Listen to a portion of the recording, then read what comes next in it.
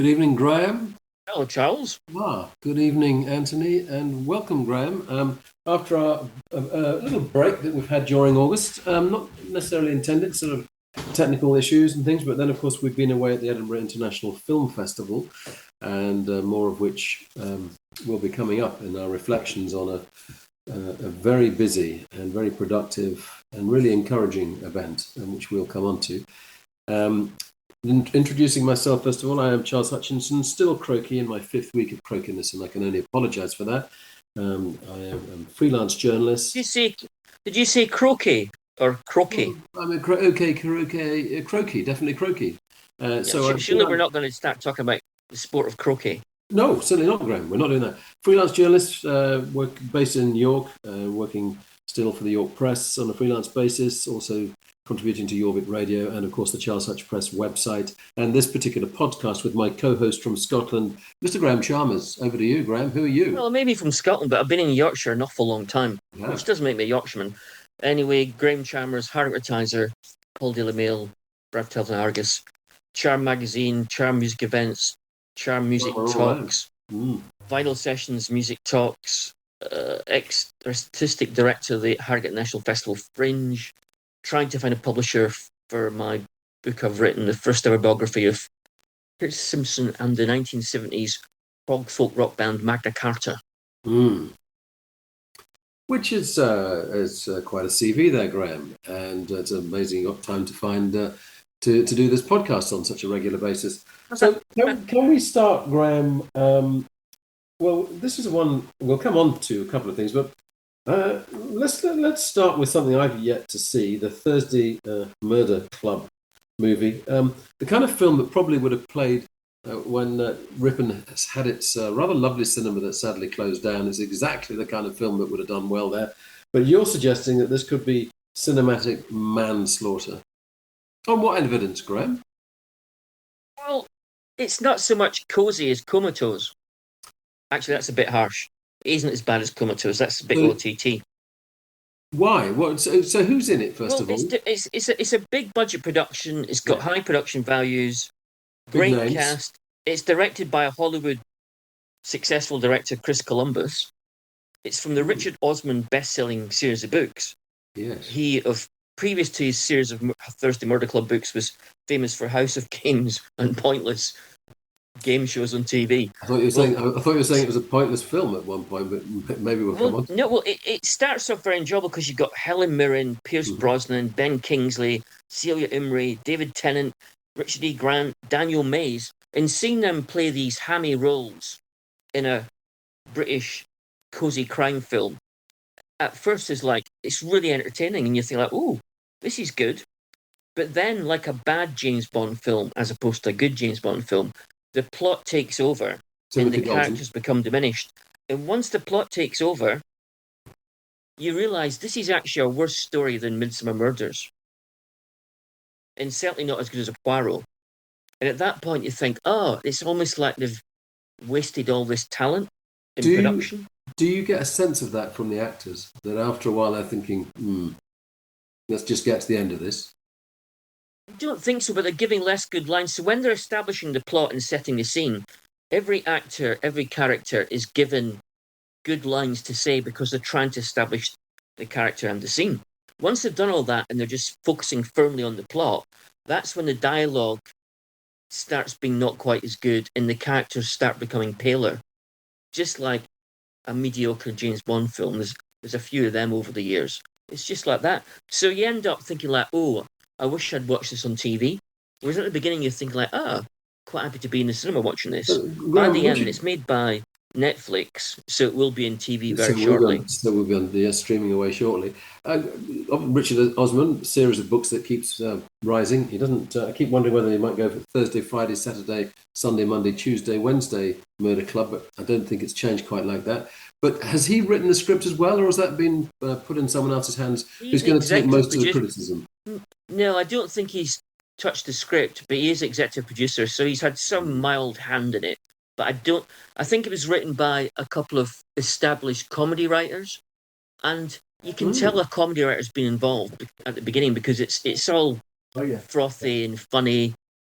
And almost sharp, and that just deteriorates as it goes along because they spend so much time as setting the scene, they almost run out of time to actually tell the story, and so the story's like squeezed in and a bit rushed through, and you realise that the story is actually fairly nonsensical and not that clever. So sadly, that's what I think. It's a sort of crime, and it's set in the world's poshest old people's home. It looks like Downton Abbey. It would probably cost you £1 million to live there each year, and it's a real saga crime story, or it's a real saga crime saga. So the screenplay is by Katie Brand and Suzanne Heathcote. Yeah, well, we know Katie Brand from stand-up comedy, don't we? We do indeed. A brand of comedy, indeed. Mm. And so that's the two names. How much is Chris Columbus as director to blame for it? Is it just one of those ones that looks like it should work, and that's not always a guarantee? I mean, you can put it. I don't think the direction's the problem. It doesn't always make. He's not a man of. He's not a man of depth, as you know, Chris Columbus. But he's very slick and very to the point, very efficient, very positive in general. So the direction's not the problem. It purely is the script. I mean, it makes Midsomer Murders look like Samuel Beckett. So there's an end game to it, yeah. So it's also full of new cliches.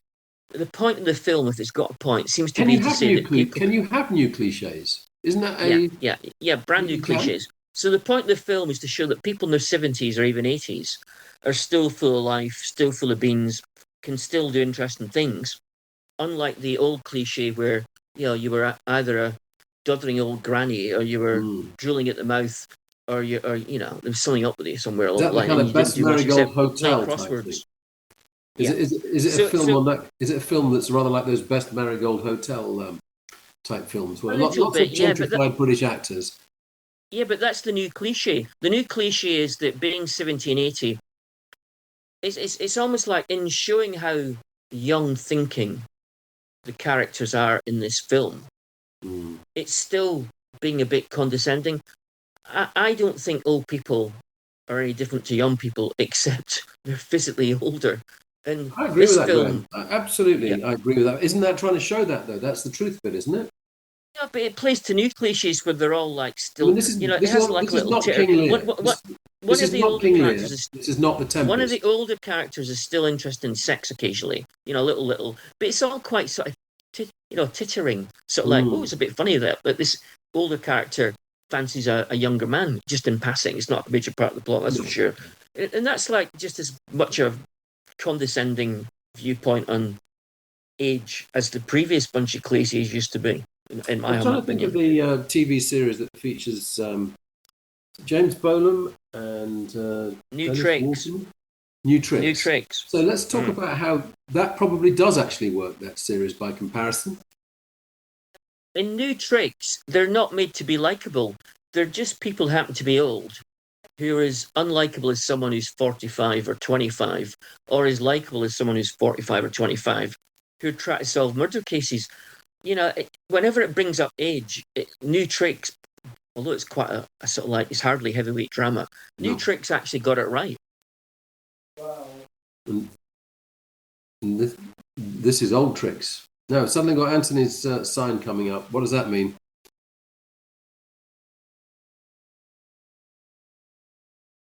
I don't think it means anything, Charles. I always think you should carry on. Well, I would have done. And only stop if there's clearly something up. I haven't seen anything wrong. That's fine. So I stopped in my tracks there. So no recommendation for Thursday Murder Club. I've just been looking ahead to the autumn films that are coming up. There's plenty to be enthused by. A new Paul Thomas Anderson, a new George Clooney. We'll come on to films through the winter season. Interestingly, Charles. Yes. 25 years ago at the Edinburgh International Film Festival, some of those films coming up in the autumn, which have been trailed, yes, some of them would have appeared at the Edinburgh International Film Festival.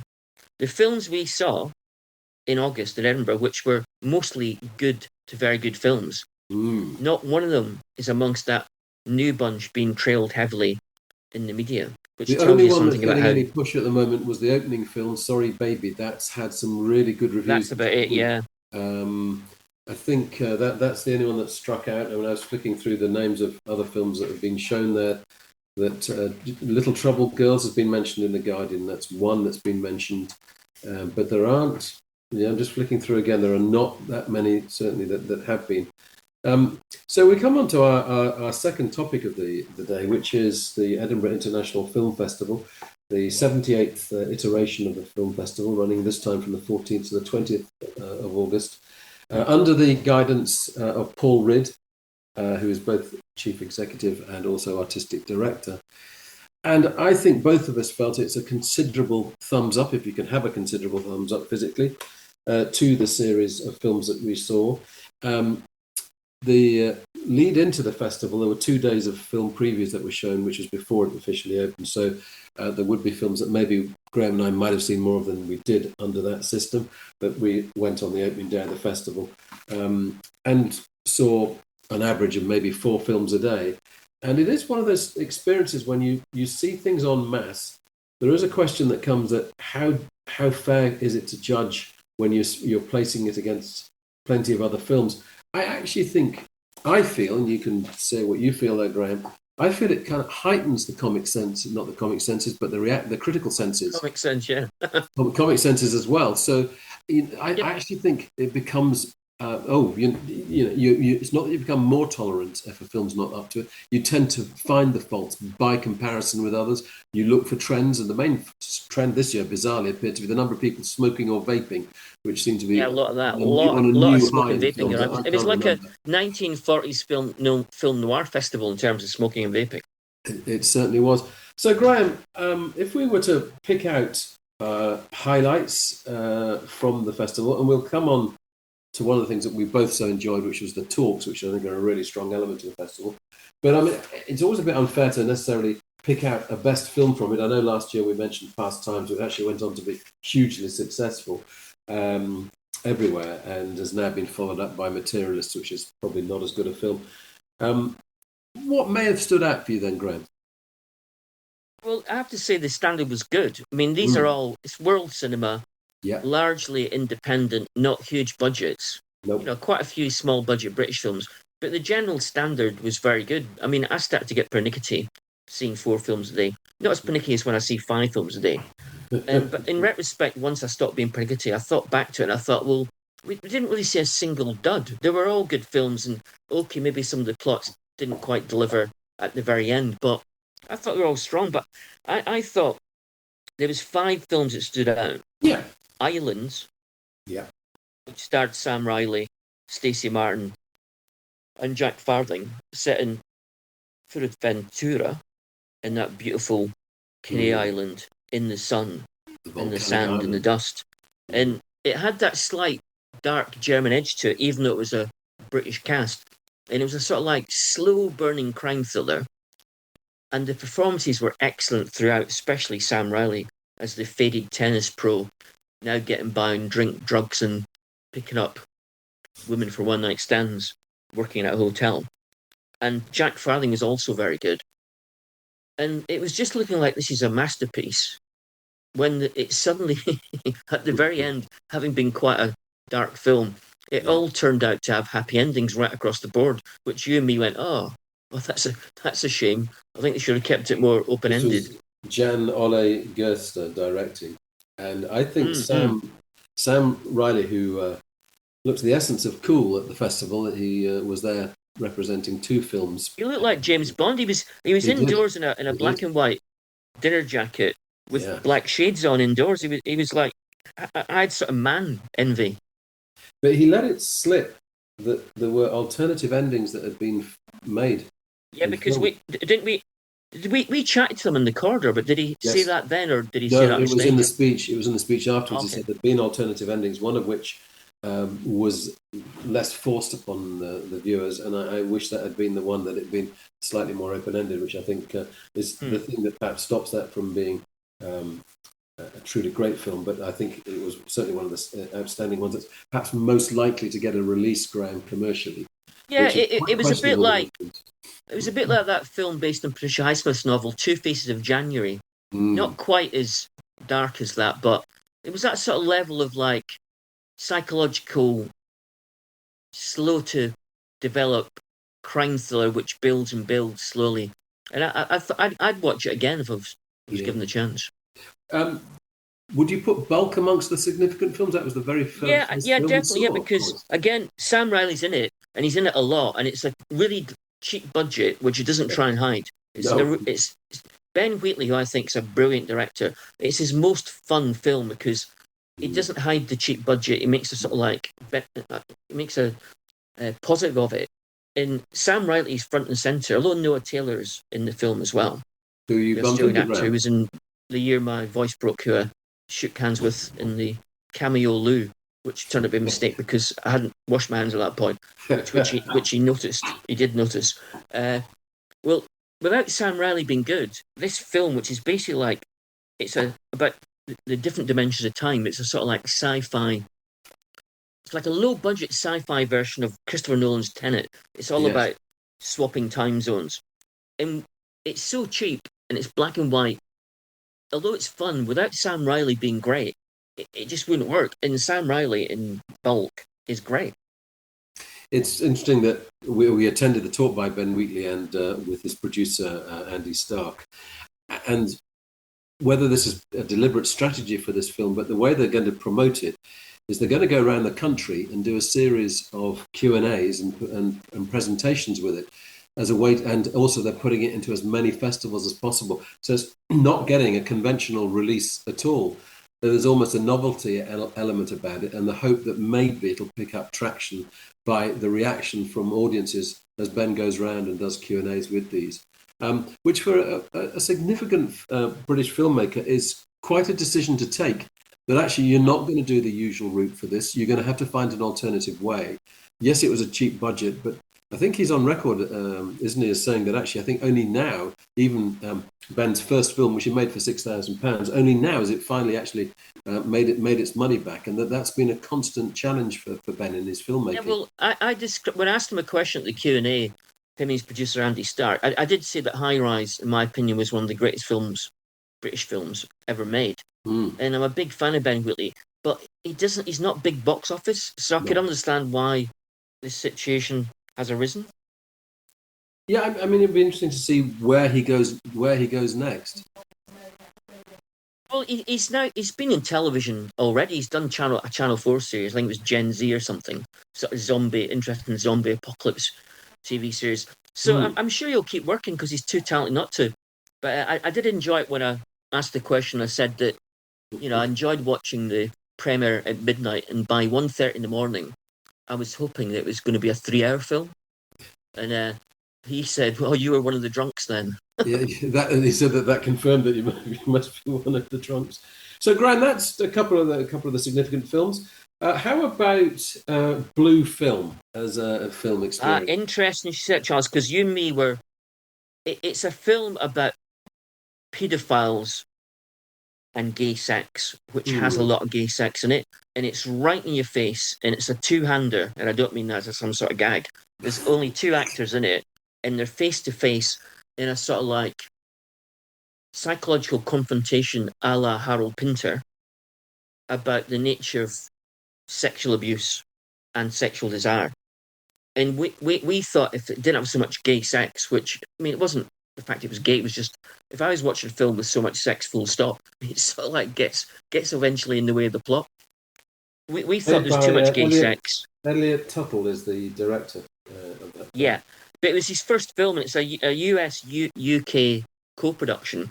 But it was a really gripping film with a really good script and lots of great dialogue. And it turns out, because I thought that the older actor who played the ex-teacher was very good, but the younger actor who played the young man who it turns out had been abused by the ex-teacher when he was even younger, well, he was played by Kieran Moore, and we both thought he was fantastic. Yes. And I just learned that he is British. He's not an American actor, even though he's playing an American character.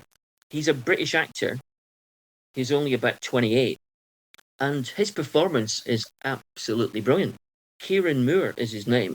And I thought he was sensational. A name to watch out for, unquestionably. Graham, a film that probably typified the limitations of British filmmaking would be the world premiere of Grow. If you added the letter N if you added the letter N at the end, grown, Rome. and then put an A in, it'd be So closer. it's described as a heartwarming, homegrown family film. Star-studded Scottish fantasy follows a troubled young girl as she begins a new life with her tough aunt and discovers a supernatural talent that might help her win a contentious local pumpkin growing contest. So the cliched roles go to Jane Horrocks and can never get his name right. In fact, it's not actually in the list. Tim McKerney. It is Tim McKerney. So they play the equivalent of the sort of Lord and the Lady of the Manor type, and it is essentially a children's film, but it plays to such cliches that I think why are British films like this? Why are they so compromised? Why do they play to such cliches? Who actually wants to have it filmmaking in this country quite so cliched for children? Show some originality. I mean, when you see wonderful filmmaking like Wallace and Gromit, really clever filmmaking that appeals to both children and adults, we can do brilliant filmmaking for children. Why come up with a cliched one like this? Well, the last 25 years of British filmmaking, maybe 30, most of the comedies are built on cliches. Yeah. And I could only think it's because they actually find an audience that way. And whether Grow finds an audience is another matter, but in general, sadly, that sort of sentimental, obvious approach sort of works. But I basically can't stand that sort of film. And even though Nick Frost was in it, and Nick Frost is someone I generally like, good character actor and quite funny, even he couldn't rescue Grow, which I thought should have been shown to 10-year-olds. Yeah. By contrast, we went to Simon Rumley's new film called Crushed. And it was a very economic piece of filmmaking, very sparse use of language. This is set in suburban Bangkok. A family's faith is thrown into crisis when their daughter is kidnapped. Described as a distinctive filmmaking voice, Simon Rumley. And it's described as a thrilling, unflinching meditation on grief and vengeance. And I did think it was a really unconventional piece of filmmaking. He struck me as a very original voice within filmmaking. I think I admired that for him, the fact it was so lean and uncompromising as a piece of filmmaking. No flesh to it at all, obviously low budget, but I thought it was a very affecting for all that. It's one of those films that resonated for all the fact that the language is absolutely devoid of any sense of adverbs or adjectives, shall I put it as bluntly as that. It was plain detail, but emotionally impactful for that detail. I agree, and we bumped into the director, Simon Rumley, and the main actor, Steve Oram. And Steve was obviously in Ben Wheatley's Sightseers, which is a hilarious film. And Steve's a great actor.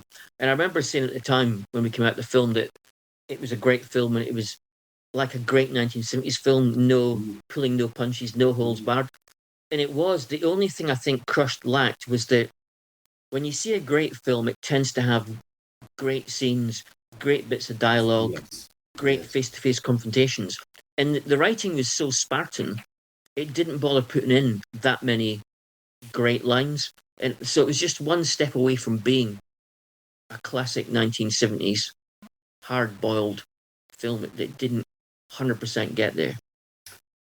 The inevitable creep of AI into filmmaking was encapsulated in a film by, I think, Pieter Wienowitz, I think the name is pronounced, and forgive me if I've got that wrong, called About a Hero. And it features an entirely AI version of Werner Herzog and a script written by AI. And I think it was an interesting piece. There'll probably be more films that do this. It seemed to me to heighten the idea that somehow AI filmmaking is continuing to lack soul. Interestingly, one of the challenges was that the AI film writer wanted to take on the film director as to what should be the right course for the film. So there was a kind of internal dispute going on within the film. Plus the fact that Werner Herzog is entirely contrived. I mean, it's with his compliance, but everything he says within it is an AI-generated version of what Werner Herzog would say. As an intellectual exercise, interesting. As an experience as to watch as a film, interesting, but not spectacular, I don't think. It was a confection, and worse than that, because AI will surely develop much further than this, in the next 5 to 10 years. If we saw this film in 10 years' time, we'd think it was like out of touch and out of date, because I think things will move on way beyond the metaphysical speculation in about a hero. Absolutely. I mean, I think it's a novelty act.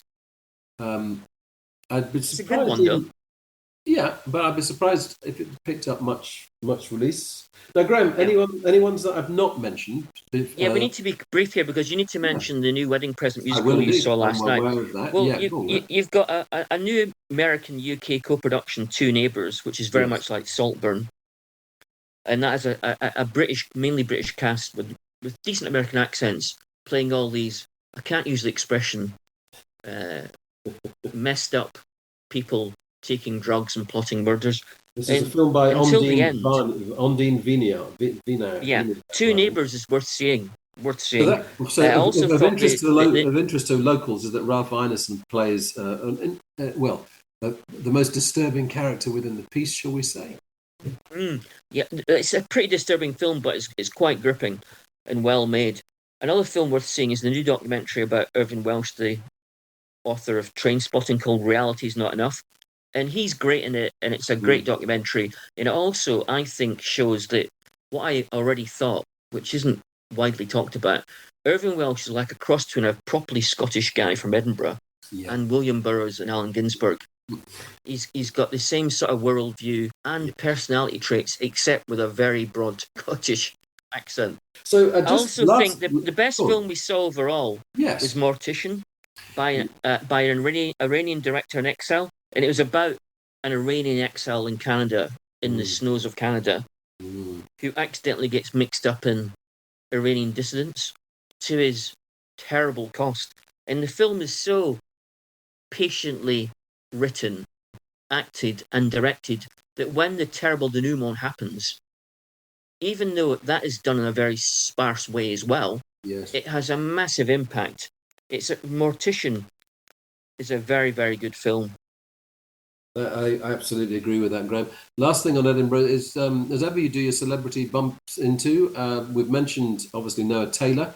You also, of course, encountered an actress from Two Neighbours, which I then asked her the question, and maybe you can remember her name, Graham, more than I can. Zoe Telford, usually seen in British crime dramas. Yes. Indeed, she was very good in the film we saw in. So you were all very kind and nice questions with her, just in conversation. Well, you mentioned ketamine, which I'm not sure was wise, because she has ketamine in the film, so I did cheekily make the point about that. Yeah, no, but we're in the street chatting to her, and I said that she was totally messed up. Then you said you enjoyed the ketamine scenes, and I thought she's going to think we're completely two oddballs.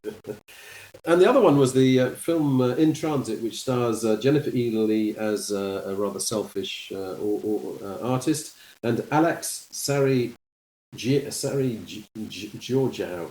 That's right. You nearly got that, Charles. Nearly got that right. Alex, who we bumped into, likewise. And she was very charming. Obviously American, not a British actress playing someone American. No, and she's playing... she works in a bar, but she takes on becoming the artist's muse, and the artist completely uses her. But interesting, there's her portrait that's shown, and this is a nude study.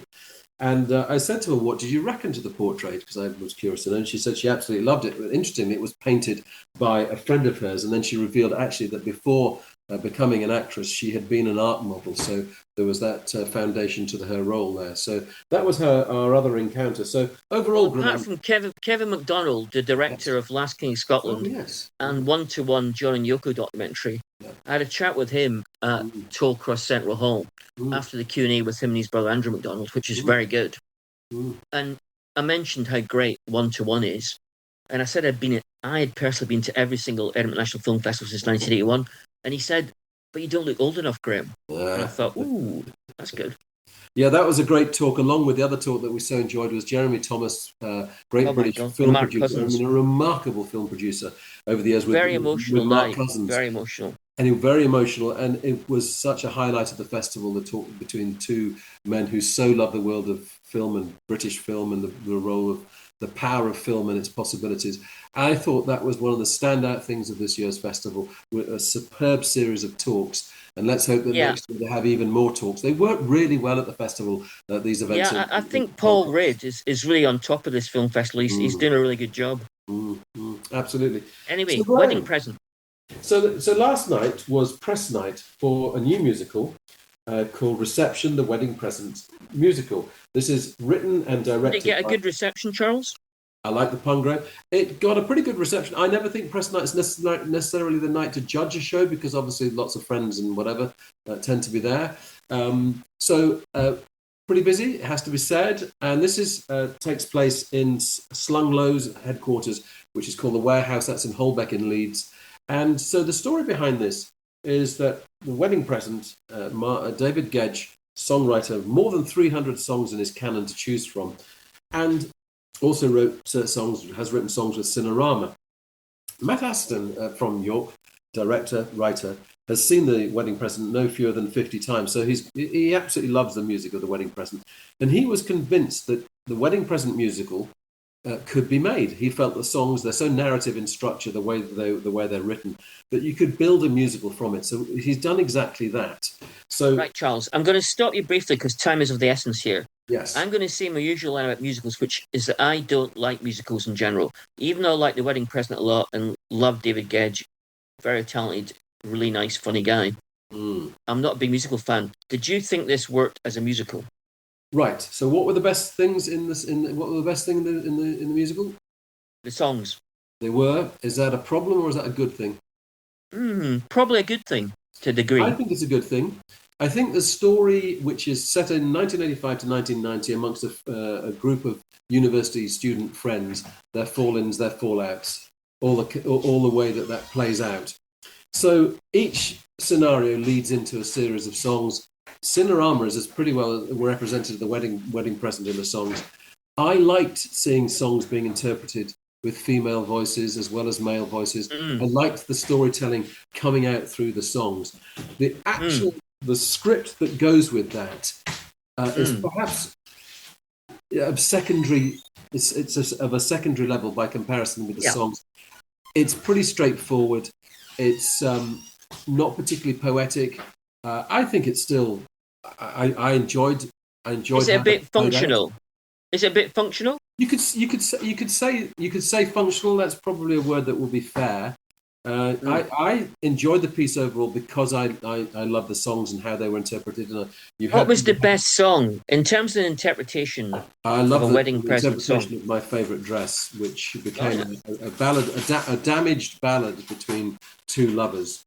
And I also loved it when they had a string quartet suddenly would be playing. Then you'd have accordion playing. Then you'd have thrashing guitars in the wedding present style.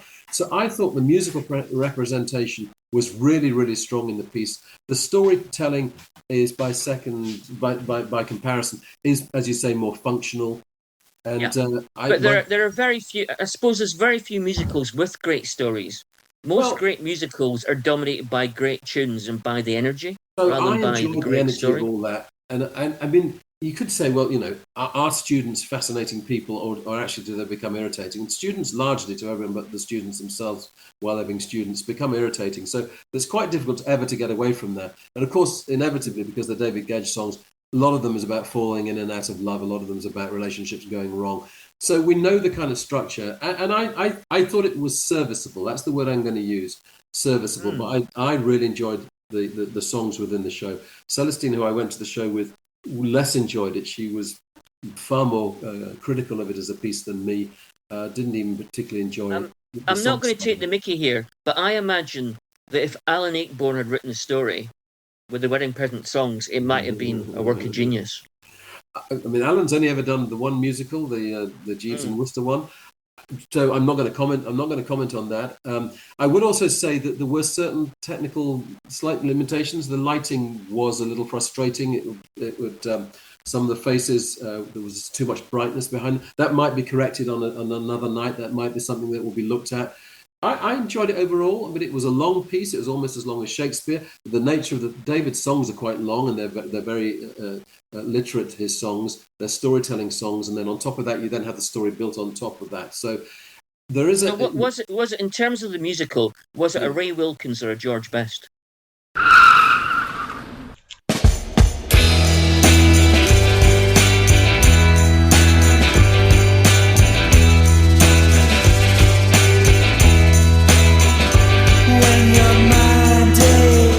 You've been listening to the podcast Two Big Egos in a Small Car. Your hosts were Graham Chalmers and Charles Hutchinson. This was a Baltic sub-production.